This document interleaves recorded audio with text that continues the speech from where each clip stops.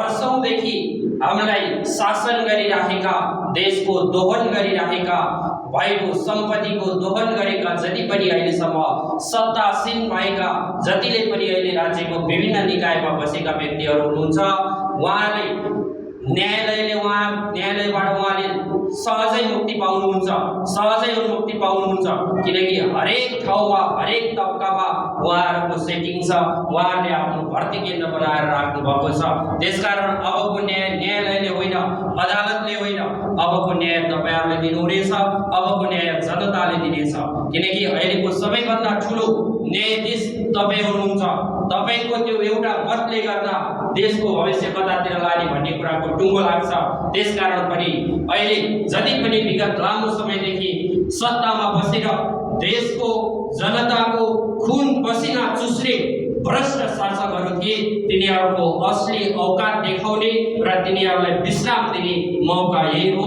त्यसकारण यहाँहरूले सचेत भएर सोचेर विवेकले एकदमै विचार गरेर अझै पनि समय छ, कुनै पनि प्रलोभनमा नपरिकन हामीलाई दिनु छैन, राज्य बनेको हेर्नु छ, यही देशमा रोजगारी पाएको हेर्नु छ, युवाहरू विदेश नजाउँ, यही देशमा घर परिवारसँगै आफ्नो सपना पूरा गर्न सकेको हेर्न मन छ। त्यसकारण पनि अहिलेको नयाँ शक्ति, नयाँ युवा, नयाँ जोश, नयाँ विचार र नयाँ जागरणमा यहाँहरूले चाहिँ अमूल्य मतदान दिनुहुनेछ र अहिले आएको हामी एकपटक हेर्नै पर्ने पार्टी राष्ट्रिय स्वतन्त्र पार्टीलाई यहाँहरूले आफ्नो अमूल्य मत दिएर बहुमत सिटका साथ, एउटा सिट मात्रै होइन, एक ठाउँमा मात्रै होइन, देशैभरिका घण्टी वाहक उम्मेदवारहरूले जित्नेछन्, नेपालले जित्नेछ, जनताले जित्नेछ। त्यसकारण देशभरि रहेका घण्टी वाहक उम्मेदवारहरूलाई प्रत्यक्ष र समानुपातिकमा बहुमतका साथ विजय गराई अबको ढुक्कले 5 वर्ष नेपालको नेतृत्व गर्न सक्ने शक्ति तपाईहरुले प्रदान गर्नुहुनेछ र 5 वर्षसम्म यदि यो सरकारले पनि अथवा यो नयाँ शक्तिले पनि नयाँ विचारले पनि काम गरेन भने त्यसको खबरदारी गर्न म अग्रपंक्तिमा हुनेछु।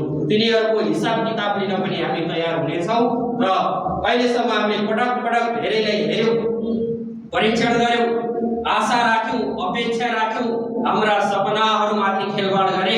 त्यसकारण एक पटक अन्तिम पटक मौका दिनुहोला, मौका नदिइकन उहाँहरूले गर्नु भएन भन्ने पनि कसरी।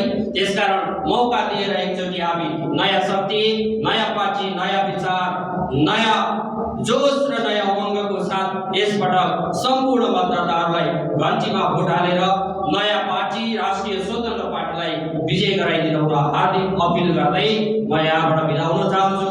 हवस् त, धन्यवाद। जय देश, जय घण्टी, जय जनता।